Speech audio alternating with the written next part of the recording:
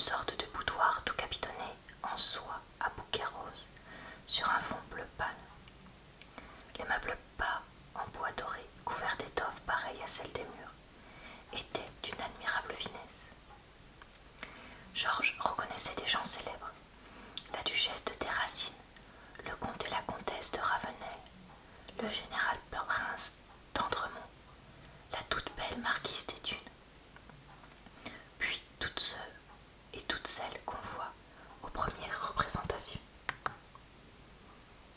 On le saisit par le bras et une voix jeune, une voix heureuse, lui murmura dans l'oreille: Ah, vous voilà enfin, méchant bel ami. Pourquoi ne vous voit-on plus? C'était Suzanne Walter, le regardant avec ses yeux d'émail fin, sous le nuage frisé de ses cheveux blonds. Il fut enchanté de la revoir et lui serra franchement la main, puis, s'excusant: Je n'ai pas pu. J'ai eu tant d'affaires depuis 2 mois que je ne suis pas sortie. Elle reprit d'un air sérieux: C'est mal, très mal, très mal. Vous nous faites beaucoup de peine, car nous vous adorons, maman et moi. Quant à moi, je ne puis me passer de vous. Si vous n'êtes pas là, je m'ennuie à mourir. Vous voyez que je vous le dis carrément, pour que vous n'ayez plus le droit de disparaître comme ça. Donnez-moi le bras, je vais vous montrer moi-même Jésus marchant sous le flot. C'est tout au fond, derrière la serre. Papa l'a mis là-bas pour qu'on soit obligé de passer partout. C'est étonnant comme il fait le pan, papa, avec cet hôtel. Il s'allait doucement à travers la foule. On se retournait pour regarder ce beau garçon et cette ravissante poupée. Un peintre connu prononça: Tiens, voilà un joli couple. Il est amusant comme tout. Georges pensait: Si j'avais été vraiment fort, c'est celle-là que j'aurais épousée. C'était possible pourtant. Comment n'y ai-je pas songé? Comment me suis-je laissé aller à prendre l'autre? Quelle folie! On agit toujours trop vite. On ne réfléchit jamais assez. Et l'envie amère lui tombait dans l'âme, goutte à goutte, comme un viel qui corrompait toutes ses joies, rendait odieuse son existence. Suzanne disait: Oh, venez souvent, belle amie. Nous ferons des folies maintenant que papa est si riche. Nous nous amuserons comme des toqués. Il répondit, suivant toujours son idée: Oh, vous allez vous marier maintenant. Vous épouserez quelques beaux princes un peu ruinés, et nous ne nous verrons plus guère. Elle s'écria avec franchise: Oh non, pas encore. Je veux quelqu'un qui me plaise beaucoup, qui me plaise tout à fait. Je suis assez riche pour 2. Il souriait d'un sourire ironique et hautain, et il se mit à lui nommer les gens qui passaient, des gens très nobles qui avaient vendu leurs titres rouillés à des filles de financiers comme elle, et qui vivaient maintenant près ou loin de leurs femmes, mais libres, impudents, connus et respectés. Il conclut: Je ne vous donne pas 6 mois pour vous laisser prendre à cet appât-là. Vous serez madame la marquise, madame la duchesse ou madame la princesse, et vous me regarderez de très haut, mademoiselle. Elle s'indignait, lui tapait sur le bras avec son éventail, jurait qu'elle ne se marierait que selon son cœur. Il ricanait: Nous verrons bien, vous êtes trop riche. Elle lui dit: Mais vous aussi, vous avez eu un héritage. Il fit un oh de pitié. Parlons-en. À peine 20 000 livres de rente. Ce n'est pas lourd par le temps présent. Mais votre femme a hérité également. Oui, 1 million à nous 2, 40 000 de revenus. Nous ne pouvons même pas avoir une voiture à nous avec ça. Ils arrivaient au dernier salon, et en face d'eux s'ouvrait la serre, un large jardin d'hiver plein de grands arbres, des pays chauds abritant des massifs de fleurs rares. En entrant sous cette verdure sombre, où la lumière glissait comme une ondée d'argent, on respirait la fraîcheur tiède de la terre humide et un souffle lourd de parfum. C'était une étrange sensation, douce, malsaine et charmante, de nature factice, énervante et molle. On marchait sur des tapis tout pareils à de la mousse, entre 2 épais massifs d'arbustes. Soudain, Duroy aperçut, à sa gauche, sous un large dôme de palmier, un vaste bassin de marbre blanc où l'on aurait pu se baigner, et sur les bords duquel 4 grands cygnes en faïence de Delft laissaient tomber l'eau de leurs becs entr'ouverts.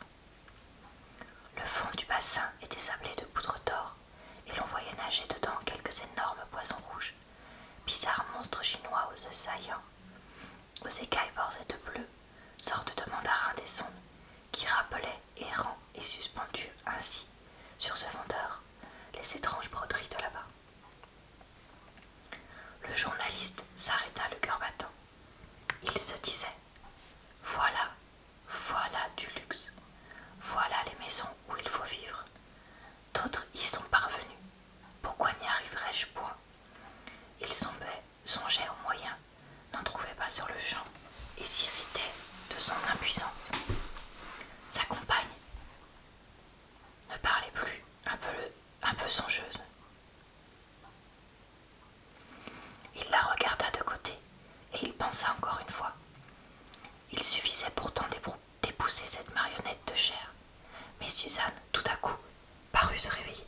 « Attention, dit-elle. » Elle poussa Georges à travers un groupe qui barrait le chemin et le fit brusquement tourner à droite, au milieu d'un bosquet de plantes singulières qui tentaient en l'air leurs feuilles, tremblantes, ouvertes comme des mains aux doigts minces. On apercevait un homme, immobile, debout sur la mer. L'effet était surprenant. Le tableau, dont les côtés se trouvaient cachés dans les verdures immobiles, semblait un trou noir sur un lointain fantastique et saisissant. Il fallait bien regarder pour comprendre. Le cadre coupait le milieu de la barque où se trouvaient les apôtres, à peine éclairés par les rayons obliques d'une lanterne, dont l'un d'eux, assis sur le bordage, projetait toute la lumière sur Jésus qui s'en venait. Le Christ avançait le pied sur une vague qu'on voyait se creuser, soumise, aplanie, caressante sous le pas divin qui la foulait. Tout était sombre autour de l'homme-dieu, seulement les étoiles brillaient au ciel. Les figures des apôtres, dans leur lueur vague du final portée par celui qui leur montrait le Seigneur, paraissaient convulsés par la surprise. C'était bien là l'œuvre puissante et inattendue d'un maître, une de ces œuvres qui bouleverse la pensée et vous laisse du rêve pour des années. Les gens qui regardaient cela demeuraient d'abord silencieux, puis s'en allaient songeurs et ne parlaient qu'ensuite de la valeur de la peinture. Du roi, l'ayant contemplé quelques secondes, déclara: « C'est chic de pouvoir se payer ces bibelots-là. » Mais comme on le heurtait en le poussant pour voir, il repartit, gardant toujours sous son bras la petite main de Suzanne, qu'il serrait un peu. Elle lui demanda: « Voulez-vous boire un verre de champagne? Allons au buffet. Nous y trouverons papa. » Et ils traversèrent lentement tous les salons où la foule grossissait, houleuse, chez elle, une foule élégante de fêtes publiques. Georges soudain crut entendre une voix prononcer: « C'est Laroche et Madame du Roi. » Ces paroles lui effleurèrent l'oreille comme ces bruits lointains qui courent dans le vent. D'où venait-elle? Il chercha de tous les côtés, et il aperçut en effet sa femme qui passait au bras du ministre. Il causait tout bas d'une façon intime, en souriant et les yeux dans les yeux. Il s'imagina remarquer qu'on chuchotait en les regardant, et il sentit en lui une envie brutale et stupide de sauter sur ces deux êtres et de les assommer à coups de poing. Elle le rendait ridicule. Il pensa à Forestier. On disait peut-être ce coculte du roi. Qui était-elle? Une petite parvenue, assez adroite, mais sans grand moyen en vérité. On venait chez lui parce qu'on le redoutait, parce qu'on le sentait fort, mais on devait parler sans gêne de ce petit ménage de journalistes. Jamais il n'irait loin avec cette femme qui faisait sa maison toujours suspecte, qui se compromettrait toujours, dont l'allure dénonçait l'intrigante. Elle serait maintenant un poulet à son pied. Ah, s'il avait deviné, s'il avait su, comme il aurait joué un peu plus large, plus fort.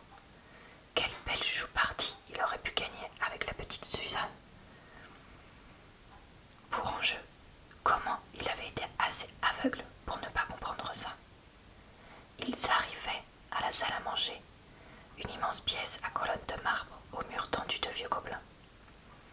Walter aperçut son chroniqueur et s'élança pour lui prendre les mains. Il était ivre de joie. « Avez-vous tout vu ?» dit Suzanne. « Lui as-tu tout montré? Que tout le monde, que de monde, n'est-ce pas, belle amie? Avez-vous vu le prince de Kerch? Il est venu boire un verre de punch tout à l'heure. » Puis il s'élança vers le sénateur Rissolin qui traînait sa femme étourdie et ornée comme une ferme fête foraine. Un monsieur saluait Suzanne, un grand garçon mince à favoris blonds, un peu chauve, avec cet air mondain qu'on reconnaît partout. Georges l'entendit nommer le marquis de Cazolles, et il fut brusquement jaloux de cet homme. Depuis quand le connaissait-elle? Depuis sa fortune, sans doute. Il devinait un prétendant. Voilà, je m'arrête là pour maintenant. J'espère que ça vous a plu.